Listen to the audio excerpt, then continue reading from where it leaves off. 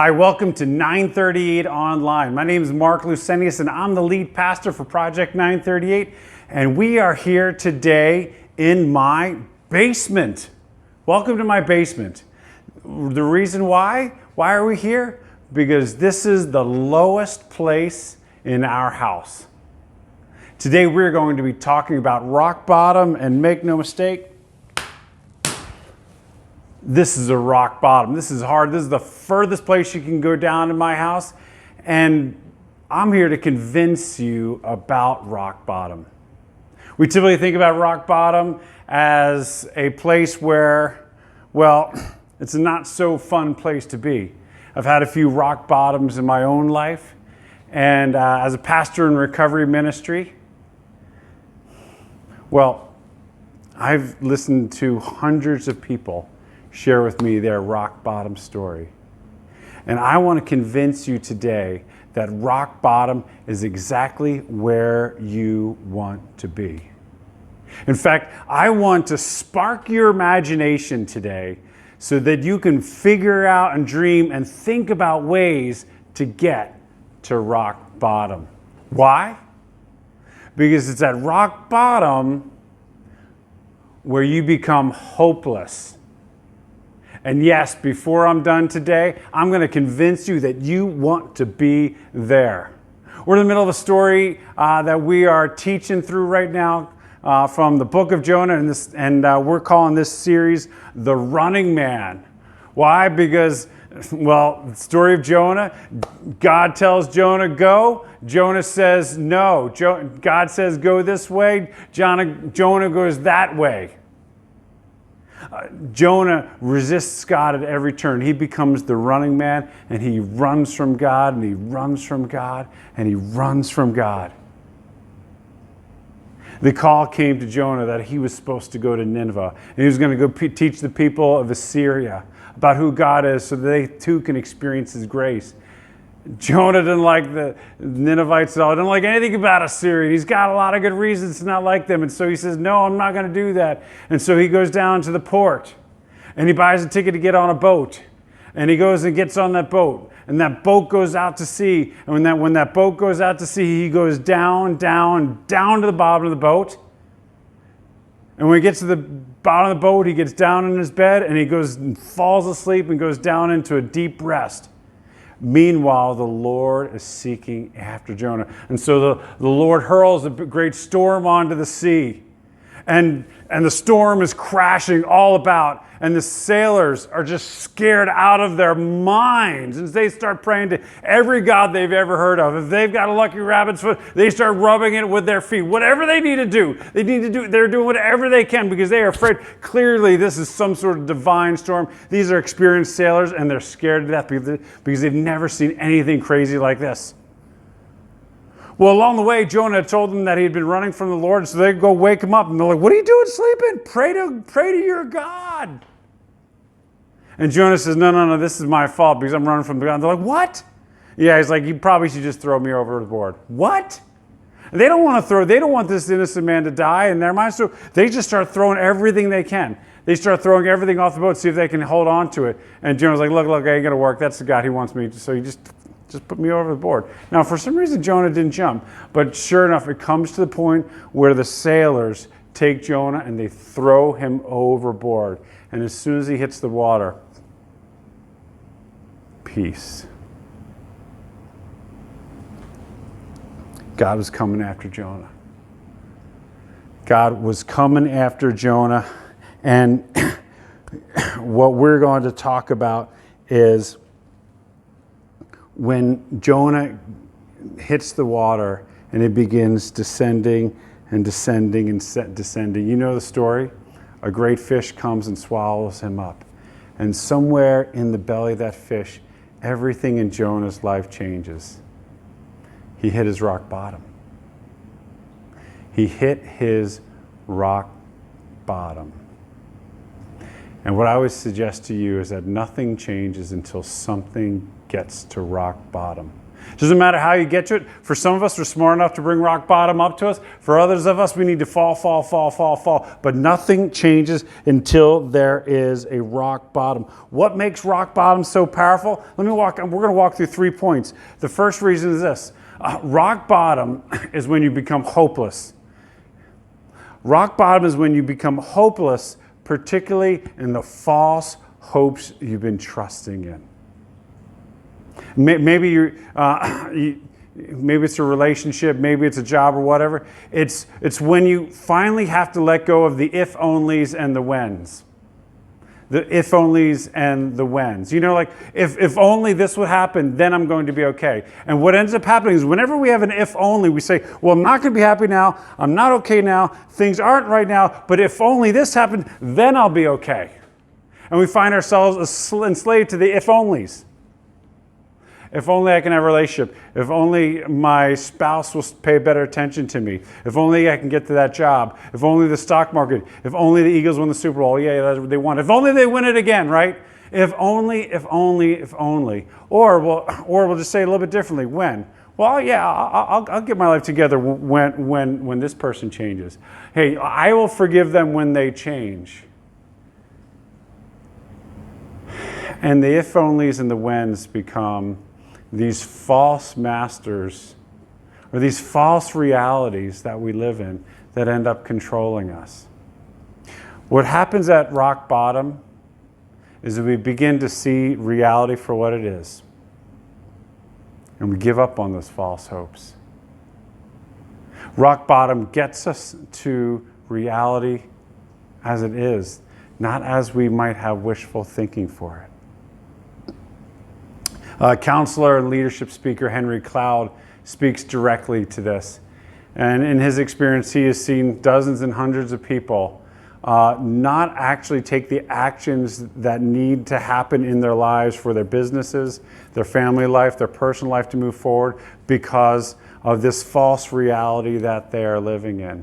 And the way he teaches is like, until you get hopeless, you won't change.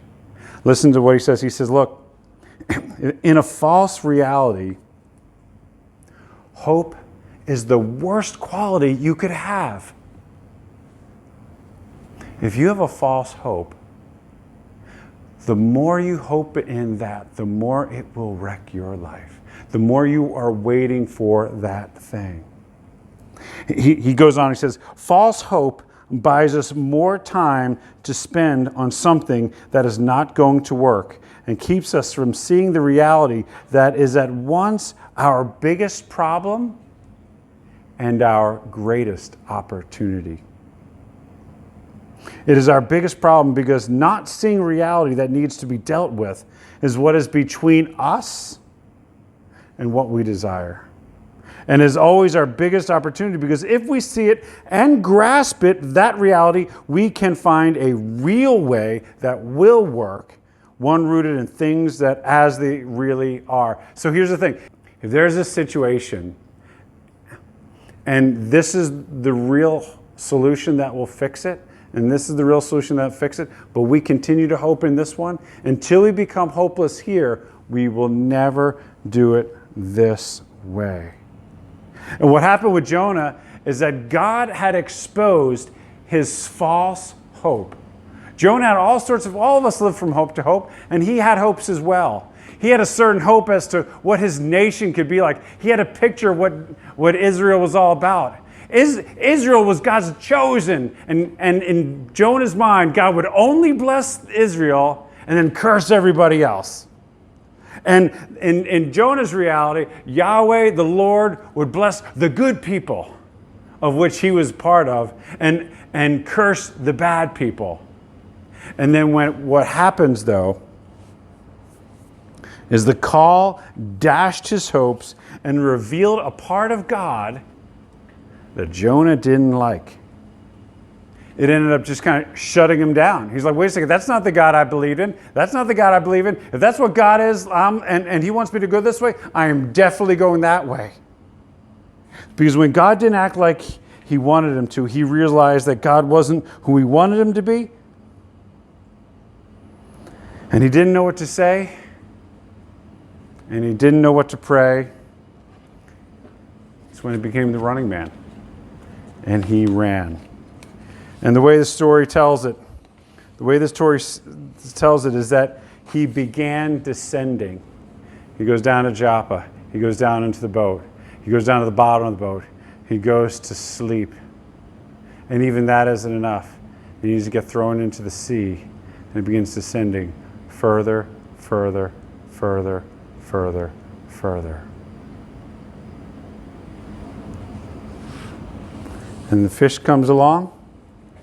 And whether it's the terror of dying or the terror of being inside of a fish, he has his rock bottom moment.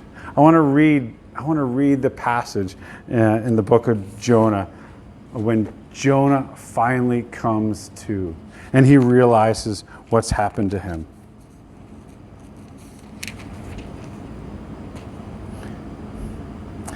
Starting at the end of chapter 1. Now the Lord provided a huge fish to swallow Jonah. And Jonah was in the belly of the fish 3 days and 3 nights.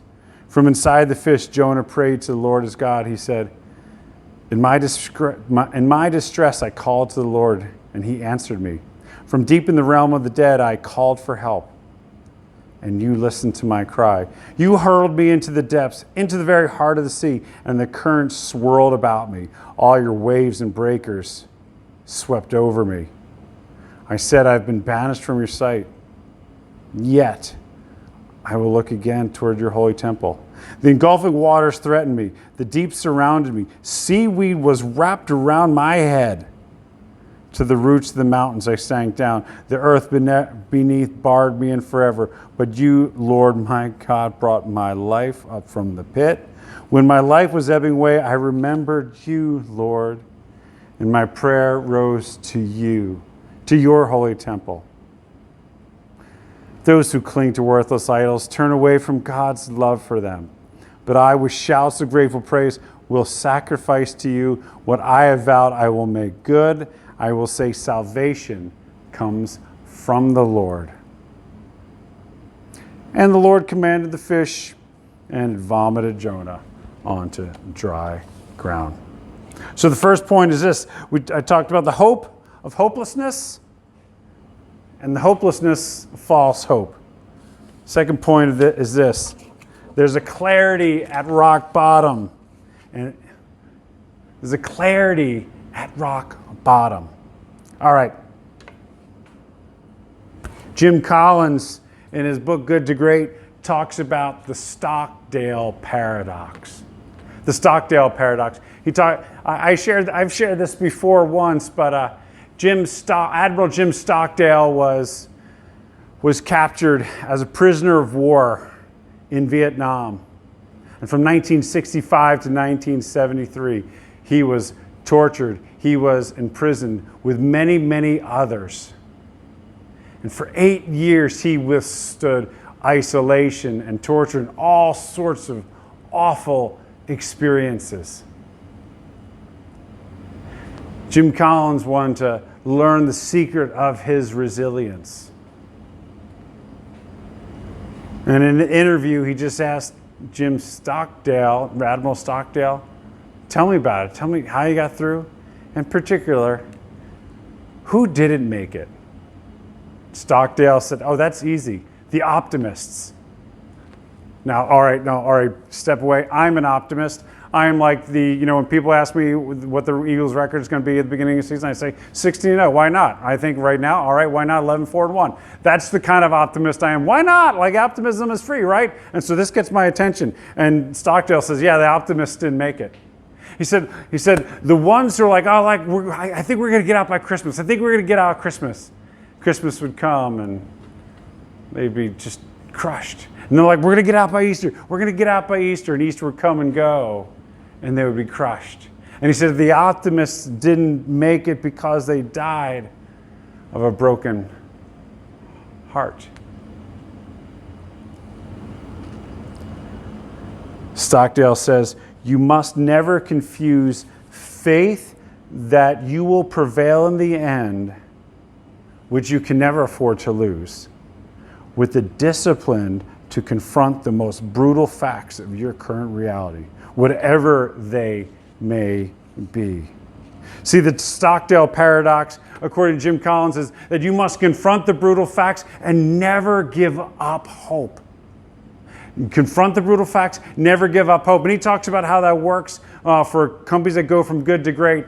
But I would suggest that that is at the heart of what enables a Christian to be resilient, to thrive, is that we are committed to understanding reality. We believe that the truth is our friend, rock bottom is our friend. We find our way to rock bottom. Why? Because we have the ultimate hope that we will prevail in the end. We don't have to worry about the end. We know that we come up on the other side. What should scare us is swimming around in false hopes and false realities. That should be the scariest thing for us. We want to know the brutal facts in ourselves. We want to know what's holding ourselves back from understanding who God is. Which leads us to the grace paradox. I don't know if it was the terror of sinking in the water or the terror of being inside of a fish, but something slapped Jonah across the face, and all of a sudden he's like, whoa, okay, wait a second. Jonah was so angry about the Ninevites, he would rather die than to see them live. He had shut down so far. He was so depressed. He was so upset. He said, just put me in the water right now. But something slapped him across the face. Maybe the breath of oxygen inside that fish, whatever was keeping him alive, whatever it was. And we see it in his prayer. By the way, my theory is when Jonah got into the belly of that fish, he didn't pull out his parchment, quill, and ink and start writing. I do think he got honest with God, and I do think he got recorded later. But this was what was clear in his heart and mind. He said, I have been banished from your sight, Lord, yet I will look again toward your holy temple. I am literally banished. I am underwater in a fish. I don't know if I'm ever going to see anything, but I'm not giving up hope of seeing your holy temple. He said, when my life was ebbing away, I remembered you, Lord, and my prayer rose to you, to your holy temple. My life was ebbing away, but I knew my prayer could be heard. It took death and a fish to make it clear to Jonah about God's great love and grace, which is our true hope. Getting to rock bottom and understanding it well is the very thing that gives us the power as Christians to change and to grow and to be resilient in the face of whatever. J.I. Packer writes in a famous book called Knowing God. He says, most Christians, when it comes to grace, it's just this word, this sort of abstraction, like love, grace, blah, blah, blah, blah, blah, love, Christian word, faith, hope, blah, blah, blah, grace, whatever. It's just like one of those sort of random Christian words. But Christians never access the power of that word to change a heart and to change a life. Why? Because it's sort of this glossary thing. He teaches there's three things that we're confused about. And if we could get clear on it, the rock bottom could come up to us and bring all of the Christian life alive to us. First, if you're going to understand the Christian life, this is J.I. Packer's word, you need to understand your moral ill desert. I know it sounds like something bad that happened at the Cheesecake Factory, but he says you need to understand your moral ill desert, particularly as so much more powerful than the triumph of therapeuticism, is the way he calls it. Yes, we need therapy. Yes, we need to heal from our wounds. Yes, we need to overcome our shame. But until we acknowledge and desist from the fact that our sinfulness and our control issues is a rebellion against God, and until we see that our quest to control all outcomes is a resistance of his leadership, we will persist in our opposition to God. And it doesn't matter what kind of healing we can get from a therapist, we will continue to oppose God in our lives, and we'll never be able to experience grace. Who thinks about somebody they're opposing in life and think of their love and their grace? Every single human has something inside them that's like Occupy Wall Street. Do you remember Occupy Wall Street? People sent up tents in the Wall Street area and said, "This is our territory now."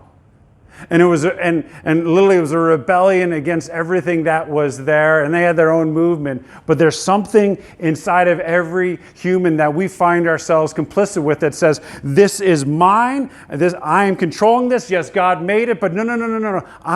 We are in control of me." And Occupy Marc Lucenius steps in and says, "I don't care what you think, God. I am in control of this thing." And here's the thing. I am complicit with that. Until I recognize that there's something inside of me that's trying to occupy, take over my life, and oppose God's purposes for me, I'm not going to be able to understand God's grace. And I will continue to be complicit in the rebellion and the resistance to God. Just another form of being another running man. The second thing J.I. Packer talks about, he says, we need to acknowledge our own spiritual impotence, our spiritual impotence, and give up the false notions that we can fix ourselves morally with discipline, religion, and somehow find a way to deserve God's blessing.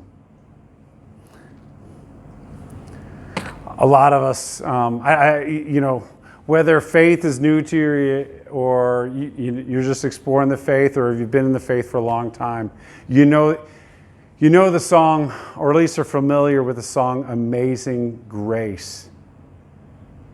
The song is powerful because of the words, but oftentimes, practically speaking, we change the words. We change the words around like this.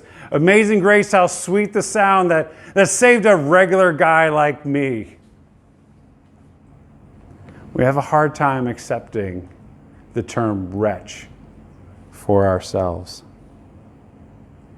See, regular guys like, I could be better than the next guy, and we can always find somebody else that we're better than. But God's purpose for you isn't just to be better than somebody else or better than somebody on TV. He made you for a specific purpose.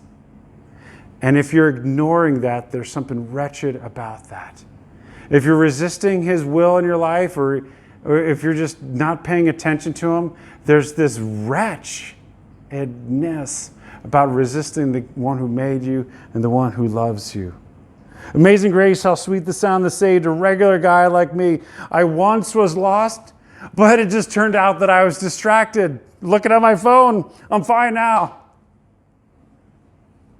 We think of our lostness as like this thing that kind of happens. Yeah, I kind of got lost on that thing. I made a mistake, but I found my way back. With all the technology we have in our lives, we think that we could figure out a way to get things right in our lives.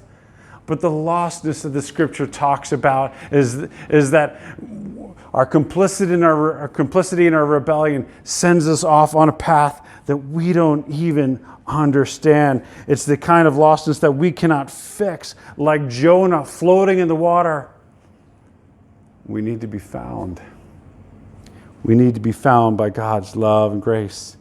Amazing grace, how sweet the sound that saved a regular guy like me. I once was lost, but hey, I got distracted. I found my phone. I'm okay now. Was blind, but I found this website and this cool podcast. And man, it's really cool. I'm learning so much. I'm figuring things out. That's not the Christian doctrine. The Christian doctrine doesn't mean that we figure God out. The Christian doctrine is the God who made this world is the one who gave us eyes, who placed us in the very place where we can see what we see. And He is the one who can open our eyes to see what we need to see. We are blind, spiritually blind, and we cannot see God unless He allows us to. Postmodern philosophy believes in this. They recognize that every single one of us are subjective. Every single one of us looks through a keyhole in an understanding of the world. What postmodern philosophy doesn't believe in is that there's a God who comes in, who speaks, and who opens blind eyes. We need to acknowledge our own spiritual impotence, our own moral ill desert. And the third thing that J.I. Packer talks about is that we just lose track of the cost of grace. Well, Jonah is in the belly of the whale. He says he looks to the temple. And now, remember, belly whale, fish, whatever it is, he doesn't know where the temple is, right? I mean, who knows where that fish is swimming around? But like he's imagining the temple, and he's picturing the temple. And in the temple, at the center of the temple, if you've seen the Raiders of the Lost Ark, there's an ark. And inside the ark is the 10 Commandments, the expectations of what it means to be the people of God. And then over top is this gold seat. It's where the presence of God sits. And every year the priest comes in and they bring blood and they drip blood over what's known as the mercy seat. The 10 Commandments represent how far we've fallen short. It represents our moral ill desert. It represents our blindness, our spiritual impotence. It recognizes all of those things. And yet the blood covers it all. It pointed to the ultimate Jonah. Jesus said, I'm going to demonstrate the sign of Jonah myself. I'm going to fulfill the sign of Jonah. Jesus died on the cross. When He died on the cross, it was His blood that fulfilled the purpose of the mercy seat, that covered all of the sins, all the ways all of us fell short. But it was at infinite cost to God. The eternal Son of God came, bore our infinite sin for us, and paid an infinite cost for us. This does two things. To the one who is proud in what they've done, you still need the blood of the cross to cover your sins. To those who are insecure or wonder if God values them, God says, I paid an infinite cost for you. When we begin recognizing these things, when we allow ourselves to experience rock bottom and its hardness, we can get on firm ground and then be able to lose hope in our moral ability to prove things, in our ability to see everything and understand what's behind every corner and understand all of this world. And we can begin to learn to trust God. We can begin to learn to trust God. Why? Because He's already paid an infinite cost to bring us back to Himself, to fulfill our purpose for a relationship with Him and service and love and grace towards this world. But it's at rock bottom we find it. And the Christians, we learn ways to bring rock bottom up to us so we can continue to see not that we're wretches, but how amazing grace is.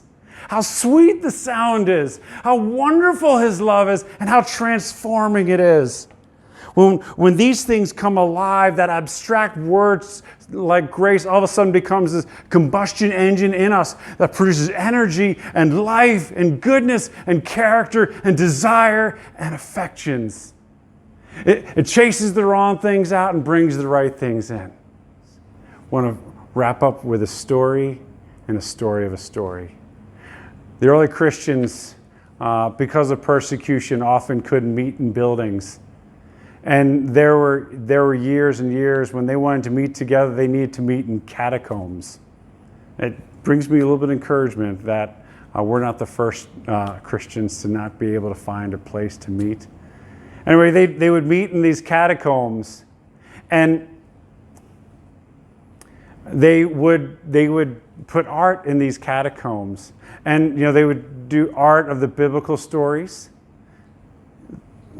You know the most typical artistic rendering they would do? It wasn't Abraham, it wasn't Moses, it wasn't David, it wasn't even Jesus. It was Jonah. There's something about that story that got their attention. See, in Shakespearean stories, there's two kinds of Shakespearean stories. There's a tragedy and a comedy. In the tragedy, joy loses, life loses, hope loses. And that's how the story goes. But in a comedy, it's not like a don't think sit comedy, but in the comedy, joy wins, life wins, and hope wins. And this is relevant to us because Jonah thought he was living out a tragedy. He thought he was living out a tragedy. He had this idea of who God was, and God gave him a call, and all of a sudden it shattered his view of God, and then he started just going down, down, down, and he just thought his life was a tragedy, and he just figured, hey, he's just going to continue to go down, down, down, down. Into the water he goes, into the fish he goes, and he just assumes it's going to be a tragedy. I mean, we know now that he got out, but when he was in that fish, I don't think he thought he was going to get out, right? I mean, you can't just be there forever. He didn't know he was going to get out. And I'm sure that he's just figuring that it's just going to end right there. And I'm sure that's exactly what he thought when this convulsing started happening, when it started going up and down, and when the more and more fluid started coming in, and he started shaking, and the room started spinning. And all of a sudden, there's like somebody slammed on the brakes, boom, a flash of light from the front of the fish, all of a sudden, and the big flood of wave of whatever goes inside of a fish flows right out. And Jonah gets vomited out on the beach right next to the road to Nineveh. Jonah thought his life was a tragedy, but all along, God was turning it into a comedy. Now, let me ask you about your life. Are you acting like it's a tragedy? And maybe there's a lot of, like Jonah, there's a series of events that would suggest it is. Maybe of your own doing, maybe of someone else's doing. But could it be that God is working something powerful and wonderful to make it a comedy where joy wins, where life wins, where hope wins? Some folks have never heard of this thing, but you can invite God into your life to turn that tragedy into a comedy where you can have hope and joy in life and in the hope on the solid rock of a foundation in Him. If that's you, we're going to give you an opportunity to pray when I wrap this message up. But for all of us, I want to bring you back to those early Christians, and I want to invite you to do something that you probably have never been asked to do ever from a sermon. Seriously, I'm going to ask you to do something that nobody's ever asked you to do. All right. What did those early Christians do when it came to Jonah? They imagined his story into their own. They imagined his story into their own. For some of us, we get stuck in our thinking that life is just one big tragedy. Well, you know what? I want to activate your imagination and start getting you thinking about what it looks like for you to be a comedy. And just like those Christians drew pictures of Jonah, I want you to do the same thing. Now, for some of you, you guys are like legit artists, and you can draw some amazing Jonah art, and you've seen a few of those photos along the way. But I'm going to show you what I'm going to do and invite you to figure out your own way to do it. So let me get my trusty whiteboard here. All right, found it. Here we go.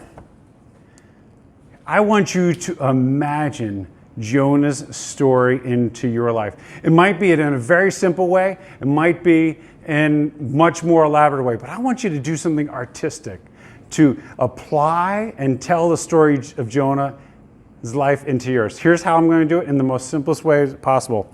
First, that's rock bottom. Next, 2 lines.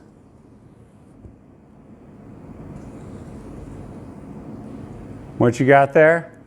You got rock bottom, the fish, and Jonah's feet sticking out of the end of it, all right? Next thing I think of something 2020 is going on, I'm going to be like, all right, Jonah story, right? Sometimes some of us, we might need to stick 2020 into the belly of Jonah himself. Maybe this is what you need to do. Just in some fashion, figure out what can you do artistically to imagine this Jonah story, to retell your life as a comedy. Let's pray. Jesus, some of us are going to pray this prayer for the first time in our lives. God, we confess that we've been fighting you for control, and we want to surrender now. God, we know that we don't deserve a relationship with you because of the way we've resisted you. And God, we know that we haven't even been able to see you, but for some reason we just sense we've got this nudge. We know you're doing something in our hearts and minds, and so we want to believe in you, and we want to trust you, and we want to receive you into our lives. And for all of us, God, I pray that you'd give us an imagination that would not see ourselves as victims in a tragedy, but give us a spiritual imagination from the security of rock bottom, knowing your amazing grace for us, to see and trust that everything working in our lives is producing a comedy, a good story from the security, the brutal facts of rock bottom, but a true story, knowing that we will prevail, a true story where joy wins, life wins, and hope wins. In your name we pray. Amen. Thanks for coming to my house.